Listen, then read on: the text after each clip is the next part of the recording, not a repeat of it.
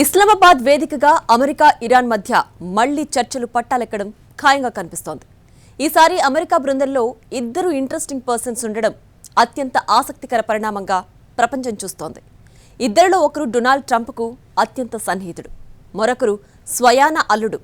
యుద్ధానికి పరోక్ష కారకులుగా భావిస్తున్న ఆ ఇద్దరు ఇస్లామాబాద్ బృందంలో ఉండడంతో ఇక వార్పై తాడో పేడో తేలడం ఖాయంగా చర్చ జరుగుతోంది. ఇంతకీ ఇస్లామాబాద్లో ఏం జరగబోతోంది? శాంతమా, సమరమా? మొదటి విడత చర్చ రచ్చగా ముగిసింది. ఇప్పుడు ప్రపంచం దృష్టి మలి విడతపై కేంద్రీకృతమైంది. అప్పుడు విఫలానికి ఏ అంశాలు కారణమయ్యాయి? అవే సఫలానికి ఎలా దారి చూపించబోతున్నాయి? శాంతమా, సమరమా? తెగేదాకా లాగుతారా? వెంటనే ముగించేస్తారా? ఇస్లామాబాద్లో ఏం జరగబోతోంది? రెండు దేశాల చర్చల్లో ఏం తేలబోతోంది? సంధికి ప్రధాన అడ్డంకులు ఏంటి? ఈ ప్రశ్నలకు ఇస్లామాబాద్ వేదికగా తెరపడే అవకాశం కనిపిస్తోంది. మలివిడత చర్చలు జరుగుతాయా లేదా అన్న సందిగ్ధతకు తెరపడింది. అమెరికా ప్రత్యేక రాయబారి స్టీవ్ విట్కాఫ్, డొనాల్డ్ ట్రంప్ అల్లుడు జేడ్ కుష్నర్ల బృందం ఇస్లామాబాద్లో ఏదో ఒకటి తేల్చే పనిలో ఉంది. ఇరాన్ విదేశాంగ మంత్రి అరాక్చీ కూడా అటో ఇటో తేల్చేస్తామంటున్నారు. తొలి విడత చర్చల విఫలానికి కారణాలు మలివిడత సఫలానికి మార్గం చూపిస్తాయని ప్రపంచం ఆశిస్తోంది. తొలి విడత చర్చలకు ముందు ఎలాంటి సవాళ్లు, ప్రతి సవాళ్లు అమెరికా ఇరాన్ మధ్య నడిచాయో ఇప్పుడు అంతకంటే ఎక్కువే మాటల తూటాలు పేలాయి. పీస్ డీల్కు సమయం లేదు, వెంటనే ఇరాన్ కుదుర్చుకోవాలి, లేదంటే తీవ్ర చర్యలు తప్పవని వార్నింగ్ ఇచ్చారు. హర్ముజ్ జలసంధిలో మందుపాత్రలను అమర్చేలా కనిపించే ఇరాన్కు చెందిన నౌకలేవైనా అవి ఎంత చిన్నవైనా సరే కాల్చేయాలని ఆర్డర్స్ పాస్ చేశారు. షిప్పుల్లో ఉన్న సిబ్బందిని కూడా మట్టుపెట్టాలని అమెరికా నౌకాదళాన్ని ఆదేశించారు. ఈ విషయంలో ఏమాత్రం సంకోచించొద్దని చెప్పారు. ఇదే సమయంలో ట్రంప్కు సైతం ఇరాన్ స్ట్రాంగ్ వార్నింగ్ ఇచ్చింది. తమ ఆయిల్ బావులపై దాడులకు పాల్పడితే గల్ఫ్ దేశాల్లోని చమురు కేంద్రాలపై దాడులు చేస్తామని హెచ్చరించింది. మొత్తం 8 టార్గెట్ల పేర్లను ప్రకటించింది. యుఏఈలోని దాస్ ఐలాండ్, జిర్క్ ఐలాండ్పై దాడులు చేస్తామని వార్నింగ్ ఇచ్చింది. దాస్ ఐలాండ్లో ఆయిల్, ఎల్ఎన్జీ కేంద్రాలు ఉండగా జిర్క్ ఐలాండ్లో ఆయిల్ నిల్వలున్నాయి.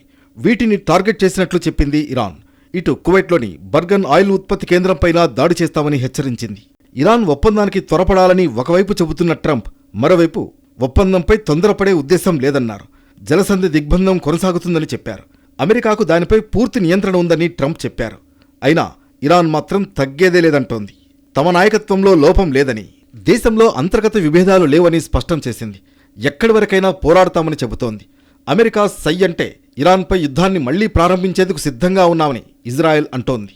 మొత్తంగా కాల్పుల విరమణ పొడిగింపు తాత్కాలిక ఉపశమనాన్ని కలిగించినప్పటికీ మధ్యప్రాచ్యంలో ఉద్రిక్తతలు ఇంకా కొనసాగుతూనే ఉన్నాయని దీన్ని బట్టి అర్థమవుతోంది. దీంతో ఇస్లామాబాద్లో మలివిడత చర్చలు సఫలమవుతాయో లేదంటే విఫలమై యుద్ధాన్ని మరింత తీవ్రం చేస్తాయోనన్నది ఎవ్వరి ఊహకి అందడం లేదు. ఇరాన్ దారికి రాకుంటే తీవ్ర దాడులు చేస్తామంటున్న డొనాల్డ్ ట్రంప్ మరోవైపు న్యూక్లియర్ వార్ ప్రసక్తే లేదని స్పష్టం చేశారు. సాంప్రదాయ దాడుల ద్వారానే ఇరాన్కు భారీ నష్టం కలిగించామని, అణు ఆయుధాల అవసరం లేదని స్పష్టం చేశారు. అణు ఆయుధం ఎందుకు వాడాలని ప్రశ్నించారు. న్యూక్లియర్ వెపన్స్ ఎవరూ వాడకూడదని ట్రంప్ వ్యాఖ్యానించారు. ఇరాన్ మళ్లీ సైనికంగా పునరుద్ధరణకు ప్రయత్నించినా దాన్ని అణచివేస్తామన్నారు. ఇరాన్ సైనిక శక్తి క్షీణించిందని, టైం వాళ్లది కాదని వ్యాఖ్యానించారు ట్రంప్. ఇస్లామాబాద్ మలివిడత చర్చలకు ముందు జరిగిన మరో సానుకూల అంశం ఇజ్రాయెల్, లెబనాన్ మధ్య కాల్పుల విరమణ గడువు పొడిగింపు. ట్రంప్ మధ్యవర్తిత్వంతో ఇజ్రాయెల్, లెబనాన్ మధ్య అమల్లో ఉన్న కాల్పుల విరమణ మరో 3 వారాలకు పొడిగించారు. ఆ టైంలో ఇరు దేశాల నాయకులు వైట్ హౌస్లో భేటీ అయ్యే అవకాశముందని తెలిపింది. ఇజ్రాయెల్, లెబనాన్ రాయబారులతో చర్చలు నిర్వహించిన ట్రంప్ ఈ చర్చలు ఫలప్రదంగా జరిగాయని వెల్లడించారు. లెబనాన్ను హెజ్బొల్లా నుంచి రక్షించేందుకు అమెరికా అవసరమైన సాయం చేస్తుందని చెప్పారు. శాంతి నెలకొనాలంటే ఇరాన్ హెజ్బొల్లాకు నిధుల సరఫరాను నిలిపివేయాల్సిన అవసరం ఉందని ట్రంప్ స్పష్టం చేశారు. త్వరలోనే నెతన్యాహు, జోసెఫ్ను వైట్ హౌస్కు పిలిచి చర్చిస్తామన్నారు. అయితే కాల్పుల విరమణ కొనసాగుతున్నప్పటికీ ఇజ్రాయెల్, లెబనాన్ మధ్య వైమానిక దాడులు ఆగలేదు. ఫిబ్రవరి 28న అమెరికా, ఇజ్రాయెల్ సంయుక్తంగా ఇరాన్పై ఆపరేషన్ ఎపిక్ ఫ్యూరీ పేరుతో భారీ దాడులు ప్రారంభించాయి. ఇరాన్ అణు సామర్థ్యాన్ని అణచివేయడం, అక్కడి ప్రభుత్వ మార్పు తీసుకురావడం ఈ దాడుల ప్రధాన లక్ష్యం. యుద్ధం మొదలైన తొలి రోజుల్లోనే Iran supreme leader Ayatollah Khamenei హతమవ్వడం ప్రపంచాన్ని దిగ్భ్రాంతికి గురిచేసింది. తర్వాత వరుసగా ఇరాన్ ఆర్మీ, నిఘా వర్గాల కీలక అధికారులు దాడుల్లో మరణించడంతో ఇక యుద్ధం ముగుస్తుందని భావించారు. కానీ ఇరాన్ ప్రతిఘటన చూసి ప్రపంచం ఆశ్చర్యపోయింది. అంచనాలన్నీ తలకిందులు కావడంతో అమెరికా, ఇజ్రాయెల్ తలపట్టుకున్నాయి. అమెరికా, ఇజ్రాయెల్ దాడులపై ఇరాన్ కూడా అదే స్థాయిలో స్పందించింది. ఒకవైపు క్షిపణులు, డ్రోన్లతో అటాక్ చేస్తూనే మరోవైపు ప్రపంచాన్ని కుదిపేసే చమురు, గ్యాస్ వంటి కీలక అస్త్రాలను బయటకు తీసింది.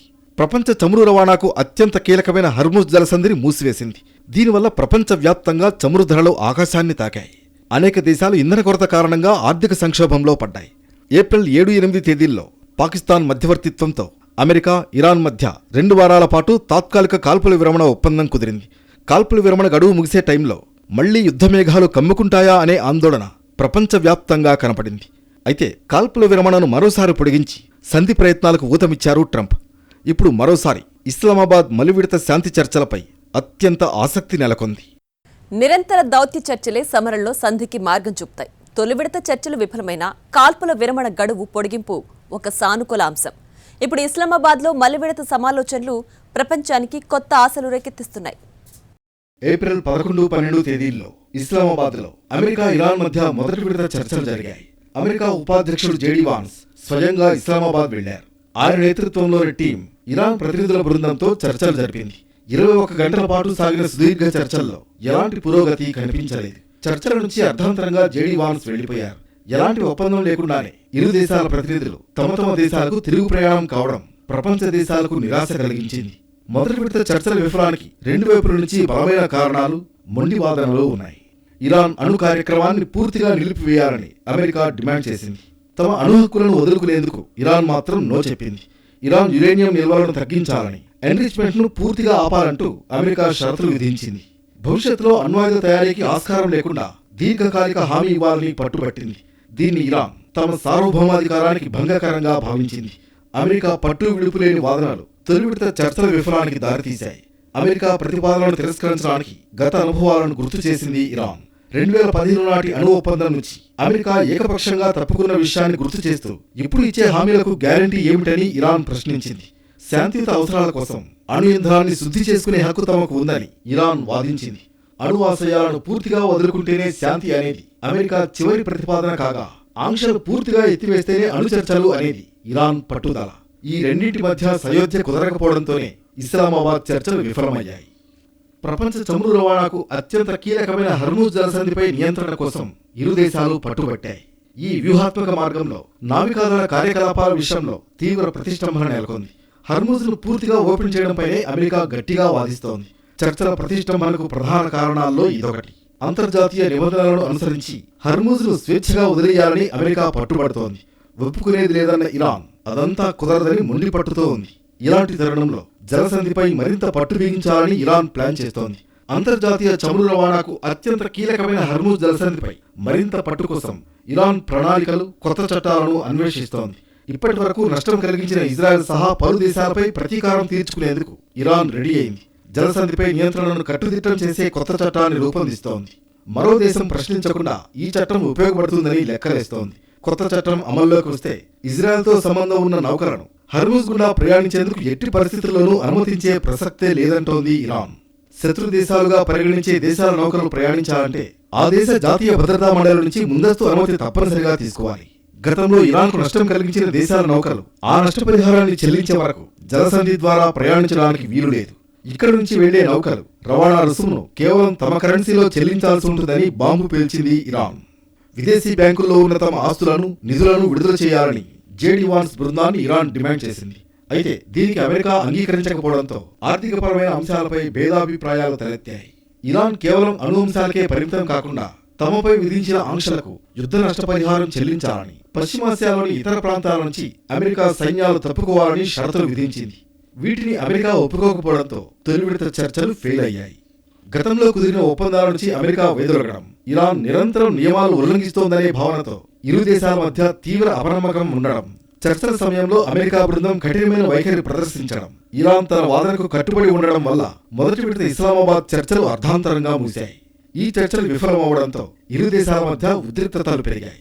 ఇస్లామాబాద్ మలివిడతలోనూ ఇవే అంశాలు శాంతి ఒప్పందానికి అడ్డంకిగా మారతాయా అనే ఆందోళన పెరుగుతోంది. డీల్ కుదరకపోతే దాడులేనని మొన్న ట్రంప్ హూకరించారు. సమయం లేదు, ఒప్పందం కుదరాల్సిందేనని కూడా ఇరాన్ను హెచ్చరించారు.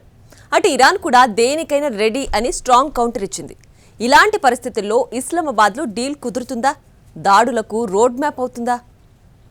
ఇస్లామాబాద్ చర్చలకు మొదటి విడతలో ఉపాధ్యక్షుడు జేడీ వాన్స్ వెళితే ఇప్పుడు అమెరికా ప్రత్యేక రాయబారి స్టీవ్ విట్కాఫ్, డొనాల్డ్ ట్రంప్ అల్లుడు జేడ్ కుష్నర్లు ఉన్నారు. స్టీవ్ విట్కాఫ్, జేడ్ కుష్నర్లు ఈ బృందంలో ఉండడం ఒక ఆసక్తికర పరిణామంగా అంతర్జాతీయంగా చర్చ జరుగుతోంది. ఎందుకంటే ఈ యుద్ధం మొదలు కావడానికి కారణం ఈ ఇద్దరేనన్న చర్చ నడుస్తోంది. అలాంటిది వీరిద్దరే ఇప్పుడు అమెరికా బృందంలో కీలకంగా ఉండడం, ఇక యుద్ధం ముగింపు ఖాయమా లేదంటే యుద్ధం తీవ్రమేనా అనే డిస్కషన్ కూడా సాగుతోంది. ప్రస్తుత యుద్ధానికి పరోక్ష కారకులు అనడానికి చాలా విషయాలు ప్రచారంలో ఉన్నాయి. ట్రంప్ అల్లుడైన జేడీ కుష్నర్ యూదుడు, ఇజ్రాయెల్ ప్రధాని బెంజమిన్ నెతన్యాహు కూడా యూదుడే. ఇద్దరూ అత్యంత సన్నిహితులు. అలాగే అమెరికా ప్రత్యేక రాయబారి స్టీవ్ విట్కాఫ్కు గల్ఫ్ దేశాలతో చాలా అనుబంధం ఉంది. ఆయనకు చాలా బిజినెస్లు కూడా ఉన్నాయన్న ప్రచారం ఉంది. యుద్ధానికి ముందు ఇరాన్తో జరిగిన చర్చల్లో వీరిద్దరే పాల్గొన్నారు, సుదీర్ఘంగా చర్చించారు. తర్వాత వీరిద్దరూ డొనాల్డ్ ట్రంప్కు నివేదిక ఇచ్చారు. ఇరాన్తో జరిపిన చర్చలను బట్టి చూస్తుంటే పూర్తి స్థాయిలో అణ్వాయుధం తయారీకి వారు దగ్గరలో ఉన్నారని అర్థమవుతోందని, వెంటనే యుద్ధం మొదలుపెట్టి ఆపాలని ట్రంప్కు సూచించారు. దీంతో వెంటనే ఇజ్రాయెల్తో కలిసి ట్రంప్ యుద్ధం మొదలుపెట్టారు. అందుకే ఇరాన్తో యుద్ధానికి పరోక్ష కారకులైన స్టీవ్ విట్కాఫ్, కుష్నర్లు చర్చల బృందంలో ఉండడం గురించి అందరూ ఆసక్తిగా మాట్లాడుకున్నారు. ఈ సమాలోచనలు యుద్ధానికి ముగింపా లేదంటే బీభత్స తెగింపునకు ఆరంభమా అని మాట్లాడుకుంటున్నారు. ఇరాన్ అమెరికా మధ్య చర్చలు జరిగినా, సీజ్ ఫైర్ కుదిరినా ఎవ్వరూ పాటించలేదని కొన్ని రోజులుగా సాగుతున్న ఉల్లంఘనలు నిరూపిస్తున్నాయి. ఏప్రిల్ 8న సీజ్ ఫైర్ కుదిరిన వెంటనే ఇరాన్ హర్ముజ్ జలసంధిని మూసివేసి ఒప్పందాన్ని ఉల్లంఘించిందని అమెరికా ఆరోపించింది. ఏప్రిల్ 18, 22 తేదీల్లో ఇరాన్ రెవల్యూషనరీ గార్డ్స్ హర్ముజ్ జలసంధిలో 3 నౌకలపై కాల్పులు జరిపి 2 నౌకలను స్వాధీనం చేసుకుంది. అమెరికా అధ్యక్షుడు డొనాల్డ్ ట్రంప్ ఇరాన్ ఓడరేవులపై నౌకాదళ దిగ్బంధనాన్ని విధించారు. ఇరాన్ నుంచి వెళ్లే లేదా ఇరాన్కు వచ్చే నౌకలను నిలిపివేయాలని ఆర్డర్స్ ఇచ్చారు. ఈ చర్యను ఇరాన్ తీవ్రంగా పరిగణించింది. ఒకవైపు యుద్ధ వాతావరణాన్ని సృష్టిస్తూ మరోవైపు చర్చలకు పిలవడం ద్వంద్వ వైఖరి అని ఇరాన్ ఘాటుగా విమర్శించింది. హర్ముజ్లో అమెరికా, ఇరాన్ పరస్పరం దాడులకు దిగుతున్నాయి. కాల్పుల విరమణకు ఈ దాడులు విఘాతం కలిగిస్తున్నాయి. ఇరాన్ నౌకను అమెరికా సీజ్ చేయడంతో ఇరాన్ ప్రతీకార దాడులకు దిగింది. డ్రోన్లతో అమెరికా యుద్ధ నౌకలపై దాడులు చేసింది. ఇరాన్ జెండా ఉన్న టౌస్కార్ నౌకపై అమెరికా బలగాలు కాల్పులు జరిపి అదుపులోకి తీసుకున్నాయి. అమెరికా చర్యలను ఆర్మ్డ్ పైరసీగా అభివర్ణించింది. ఈ ఉల్లంఘనలు యుద్ధం తీవ్రతను పెంచడమే కాకుండా అంతర్జాతీయ దౌత్యానికి పెను సవాలుగా మారాయి. ఇప్పుడు ఇస్లామాబాద్ మలివిడత చర్చలపైన ఈ పరిణామాలు ప్రభావం చూపిస్తాయా అనే అనుమానాలు కలుగుతున్నాయి. తమ డిమాండ్లను ఇరాన్ అంగీకరించకపోతే మౌలిక సదుపాయాలపై దాడులు చేస్తామని ఇప్పటికే అమెరికా అధ్యక్షుడు డొనాల్డ్ ట్రంప్ చేసిన హెచ్చరికలు ఉద్రిక్తతలను పెంచాయి. దీనికి ప్రతిగా తమపై దాడులు జరిగితే గల్ఫ్ దేశాల్లోని అమెరికా స్థావరాలకు సంబంధించిన విద్యుత్, నీటి వనరులను లక్ష్యంగా చేసుకుంటామని ఇరాన్ హెచ్చరించింది. హర్ముజ్ జలసంధిలో పెరుగుతున్న ఈ ఉద్రిక్తతలు 2 దేశాల మధ్య జరిగే శాంతి చర్చల విఘాతానికి కారణమయ్యాయి. ఈ విషయాలపై ఇరాన్తో స్టీవ్ విట్కాఫ్, జేడ్ కుష్నర్ల బృందం ఒక ఒప్పందానికి వస్తుందా, అగ్గి రాజేస్తున్న ఉద్రిక్త పరిస్థితులను చల్లారుస్తుందా అనేది ఉత్కంఠగా మారింది.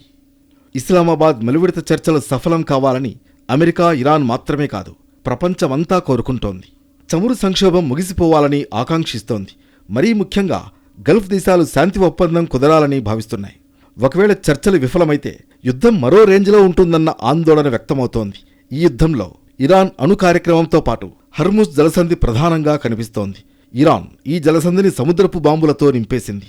చర్చలు విఫలమై ఇక అమెరికా తాడోపేడో అంటే చిన్న చిన్న వేగవంతమైన బోట్ల ద్వారా అంతర్జాతీయ నౌకలను అడ్డుకోవడం మరింత తీవ్రం చేస్తుంది ఇరాన్. యుద్ధంతో చమురు ధరలు బ్యారెల్ $200 దాటే ప్రమాదం ఉంది. ఇది ప్రపంచవ్యాప్త ద్రవ్యోల్బణానికి దారితీస్తుంది. ఇది కేవలం 2 దేశాల మధ్య కాకుండా హిజ్బుల్లా, హౌతీలు వంటి గ్రూపుల ప్రమేయంతో మొత్తం మధ్యప్రాచ్యానికి పాకే ప్రమాదం ఉంది. ఇస్లామాబాద్ వేదికగా 2వ దశ శాంతి చర్చలపై ఆశాభావం వ్యక్తం చేస్తూనే అధ్యక్షుడు ట్రంప్ 2 రకాలుగా మాట్లాడడం కూడా చర్చనీయాంశమైంది. చర్చల కోసం మా వాళ్లు ఇస్లామాబాద్కు వెళతారని అంటూనే డీల్ కుదరకపోతే ఇరాన్ మౌలిక సదుపాయాలపై దాడులు చేస్తామని ప్రకటించడాన్ని ఇరాన్ తీవ్రంగా తప్పుపట్టింది. ఇది అమెరికా ద్వంద్వ ప్రమాణాలకు నిదర్శనమని విమర్శించింది. దీంతో ఇస్లామాబాద్ మలివిడత చర్చలు ఏమవుతాయి, విఫలమవుతాయా, సఫలమవుతాయా అన్న ఉత్కంఠ, ఆందోళన ప్రపంచమంతటా కనిపిస్తోంది.